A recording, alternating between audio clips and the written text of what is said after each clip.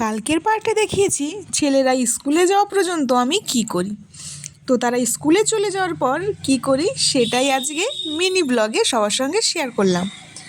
তো ওরা স্কুলে চলে গেলে ঠাকুর ঘরে গিয়ে ঠাকুরের জিনিসপত্র সব নামিয়ে নিয়ে এসে গাছ থেকে ফুল তুলতে শুরু করি।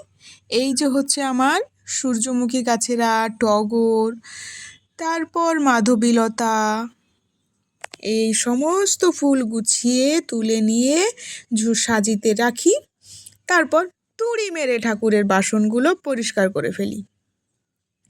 তারপর তারপর হচ্ছে তুলসী গাছে জল টল দিয়ে, মানে তার আগেই স্নান হয়ে যায়, তুলসী গাছে জল দিয়ে আসি। তারপর দেখো এই যে এখন বসবো হচ্ছে পুজো করতে। তাই ভাবলাম চলো তোমাদের সঙ্গে এই বদনটা একটু শেয়ার করা যাক। তো তারপর আমার সব গুছিয়ে পুজো দিতে প্রায় আধ ঘন্টা সময় লেগে যায়। তো পুজো দেওয়ার পর ঠাকুর প্রণাম করে আমার দিনটা শুরু করি। দিনটা শুরু হয় অনেক আগেই, কিন্তু তারপর থেকে সংসারের কাজে লাগি আর কি। তারপর শুরু হয় হচ্ছে আমার সব ঘরে ধুনো দেওয়া, কেননা প্রতি বৃহস্পতিবার আমি হচ্ছে ধুনো জ্বালি। তারপর সব ঘরে সেই ধুনোটা ঘুরিয়ে দিই, এতে নাকি পজিটিভ এনার্জি বাড়ে। তো যাই হোক, তারপর দেখো আমি তুলসী গাছেও হচ্ছে ফুল, জল, মানে ফুল, বেলপাতা, ধুনো সব কিছুই দিয়ে এসেছিলাম। বৃষ্টি পড়ছে, খুব তাড়াতাড়ি দিয়ে এসেছি, তার জন্য আর ভিডিও করা হয়ে ওঠেনি। তারপরে এই দেখো আমার পুজো কমপ্লিট করে তারপর চলে আসি আমার জন্য চা বসাতে। তো আমার জন্য চাটা বসিয়ে দিয়ে তারপরে আমার অনেক কাজ থাকে।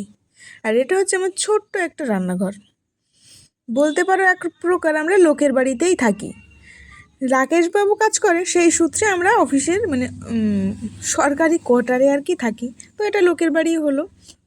এখনও নিজের একটা বাড়ি করে উঠতে পারিনি, তো সবার আশীর্বাদ থাকলে নিশ্চয়ই পারবো।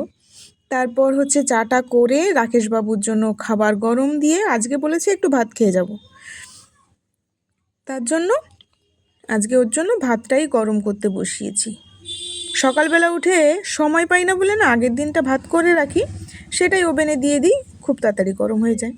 তারপরে ওর জন্য 4টে বাদাম, একটু কিশমিশ আর 3টে খেজুর, এইটা হচ্ছে ওর খাবার।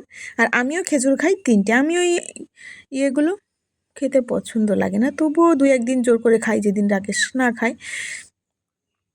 তারপর হচ্ছে ওর জন্য দুধ গরম করে কাজু টিয়ে দিয়ে, ও রুটি খায় সকালে, কিন্তু আজকে বলেছে ভাত খাবে, ওই জন্য ওকে ভাতের সঙ্গে ভেন্ডি ভাজা আর হচ্ছে কুমড়োর পাতা বেটেছিলাম। এবার নিজে চা খাওয়ার পালা। চাটা খেটে, বাইরে তো বৃষ্টি চলছে, খুব বৃষ্টি নয়, কিন্তু বৃষ্টিটা পড়তেই আছে। আর সব কাজ গুছিয়ে আমার চা খেতে খেতে চাটা প্রায় ঠান্ডা অবস্থা।